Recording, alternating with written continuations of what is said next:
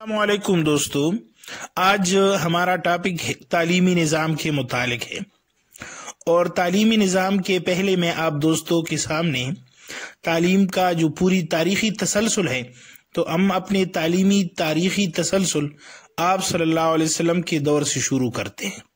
اس کے متعلق ہم بات کریں گے تو آپ صلی اللہ علیہ وسلم کا پہلا مدرسہ دار ارقم تھا۔ دار ارقم مکہ مکرمہ میں کوئی صفا کے قریب ایک گھر تھا جہاں مسلمان ابتدائی تعلیم چھپ کر ادا کرتے تھے، چھپ کر تعلیم حاصل کرتے تھے، اور اس طرح پہلی اسلامی مدرسہ یا پہلی اسلامی جامعہ کہا جا سکتا ہے۔ یہ گھر ارقم بن ابی الارقم مخزومی رضی اللہ تعالیٰ عنہ کا تھا۔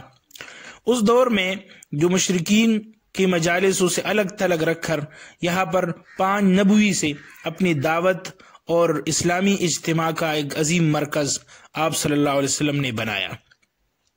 اس کے بعد جب آپ صلی اللہ علیہ وسلم مکہ سے مدینہ منورہ ہجرت کر گئے تو آپ صلی اللہ علیہ وسلم نے مدارس دینیہ یعنی اپنے تعلیم، دعوت اور تعلیم کا جو کام شروع کیا، اس میں پہلی مدرسہ اصحاب صحفہ کے نام سے مشہور ہے، جو صحفہ چبوترے کو بھی اس کو کہا جاتا ہے، اور اس کے سائے یہ تعلیمی نظام کا سلسلہ جاری رہا۔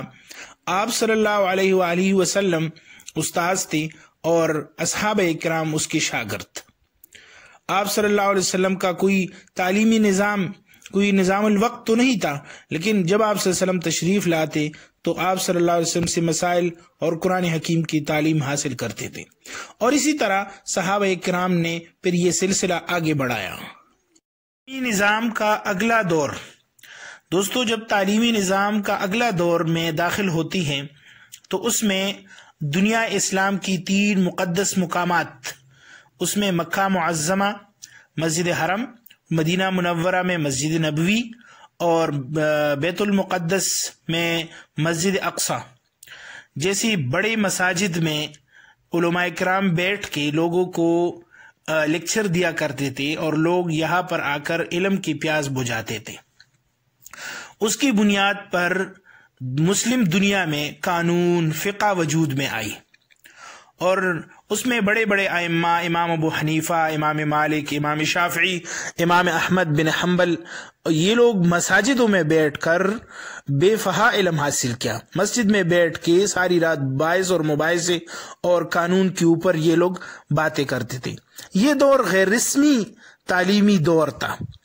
اس طرح اگر ہم دیکھیں، جب یہ دور رسمی تعلیم کے طرف چلتا ہے تو اس میں ہمیں پہلے اسلام کا پہلا یونیورسٹی جو القزوین کے نام سے مشہور ہے، جو 859 میں قائم ہوئی، اور اس طرح رسمی تعلیم کی دوسری یونیورسٹی جب ہم دیکھتے ہیں تو الازہر یونیورسٹی جو مصر میں قاہرہ میں موجود ہے، 970 میں وہ قائم ہوئی۔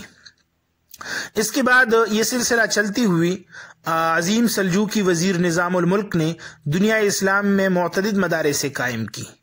اس میں مذہبی علوم، عربی علوم، دوائی ساز علوم، ریاضی علوم، فلکیات، تاریخ، جغرافیہ، کئی موضوعات پر تعلیم دی جاتی تھی، اور اس طرح ہم آگے چلتے ہوئے 1100 میں قاہرہ میں 75، دمشق میں 51، حلیب میں 44 مدارسی تھیں، اور اس طرح اسپین میں جب مسلمانوں کا دور رہا اس میں سینکڑوں مدارس اور مکتب موجود تھے، اور وہاں کی جو اساتذہ تھے تو اپنے الگ الگ موضوعات پر لیکچر دیا کرتے تھے۔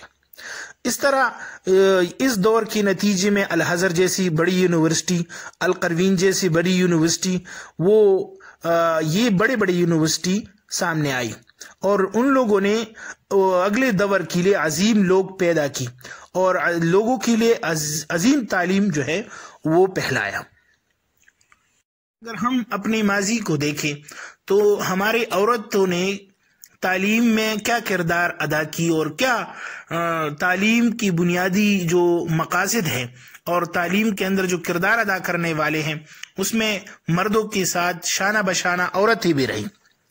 اس طرح اگر ہم دیکھیں تو مسلم دنیا کی جو پہلی یونیورسٹی ہے مراکش میں جو قائم ہوئی 1859 میں، جو فاطمہ الفراہی نامی ایک خاتون جو تاجر تھی اس نے قائم کی۔ اس طرح عباسیہ دور میں ہارون رشید کی بیوی زبیدہ نے اپنے مالی مدد سے کے ذریعے مساجد، شہراؤ، حجاز مقدس میں تعمیری مقامات اور بے شمار طلباء اس کی مدارس اور مسجدوں سے مستفید ہوتے رہے۔ اس طرح خلافت عثمانیہ کی عظیم سلطان سلیمان کی بیوی مریم سلیمان نے کئی مدارس قائم کی اور کئی عوامی جو ہے نا جگہ مدارس قائم کی۔ اس طرح دمشق میں ایوبی سلطنت کی جو 1174 سے 1260 تک رہی، وہ 26 مذہبی وقف املاک عورتوں کی تعمیر کی ہوئی ہے۔ اس طرح عورتوں نے تعلیم کے اندر کافی ترقی کی۔ لیکن اب ہم آتے ہیں ہماری جو زوال کی دور ہے، تو زوال کی دور میں ہم آتے ہیں 19ویں سینچری میں جب ایسٹ انڈیا کمپنی یہاں پر آئی تو ان کمپنی کے لیے clerk, military force, factory workers کی ضرورت پیش آئی۔ کلرک ڈیٹا کلیکشن کے لیے، ملٹری فورس کی حفاظت کے لیے، فیکٹری ورکرز انڈسٹری کے کام کے لیے۔ اس لیے انگریز نے یہاں ٹریننگ یعنی ایجوکیشن سسٹم بنایا۔ اس کی زبان انگلش رکھی گئی۔ اس کی وجہ سے ہمارے اس خطے میں درپیش مسائل سامنے آئے، لیکن بدقسمتی سے آج پاکستان بنا ہے، لیکن پاکستان میں وہی ہم آزادی کے بعد وہی نظام تعلیم کو اپنائی ہوئی ہے جو پرانا ہے۔ ہم نے اپنے پرانے نظام تعلیم کو دیکھا اور پھر انگریزی نظام تعلیم کو دیکھا جو غلامی کے اوپر مبنی تھا، تو یہ ہمیں اس سے نکل کر ایک اعلیٰ اور ایک تعلیمی نظام کو قائم کرنا ہے، جو وہ تعلیمی نظام وہ صرف اور صرف کس کی بنیاد پر ہو، وہ صرف اور صرف ایک اسکول آف تھاٹ کے اوپر ہو۔ لیکن بدقسمتی سے پاکستان کے اندر رہتی ہوئی پاکستان میں ہم جو ہمارے جو مذہبی ادارے ہیں وہ 5 بنیادی مدارسوں میں تقسیم ہوئی ہے، اور خصوصاً حکومت وقت نے بھی ان لوگوں کو یہ سرٹیفکیٹ جاری کی ہے۔ وفاق المدارس تو دیوبندی مکتب فکر سے تعلق رکھنے والے لوگ اس میں امتحانات دیتے ہیں۔ اس طرح تنظیم المدارس تو بریلوی مکتب فکر کے لوگ جو ہے نا اس میں مدارس میں امتحانات دیتے ہیں۔ اس طرح وفاق المدارس الشیعہ جو شیعہ مکتب فکر سے لوگ ان میں تعلیم حاصل کرتے ہیں اور مدارس میں امتحان دیتے ہیں۔ اس طرح وفاق المدارس السلفیہ اس میں اہل حدیث مکتب فکر کے لوگ امتحانات وغیرہ دیتے ہیں۔ اور اس طرح رابطۃ المدارس الاسلامیہ جماعت اسلامی کے لوگ اس میں امتحانات اور پڑھتے ہیں۔ اس طرح اتحاد المدارس جو ان 5 بورڈوں کے اوپر ایک بورڈ ہے، تو اس طرح جو ہے یہ ہماری مذہبی تعلیم کو اتنے 5 حصوں میں تقسیم کر کے ایک فرقواریت کا فضا پیدا کی ہے۔ اگر ہم دیکھیں کہ ہماری جو سیکولر تعلیم ہے، اسکول، یونیورسٹی، اس میں ہم دیکھتے ہیں تو اس میں کئی پرائیویٹ اسکول کا الگ الگ، ہر اسکول کا الگ الگ نصاب ہے، ہر اسکول کا اپنا اپنا مکتب ہے۔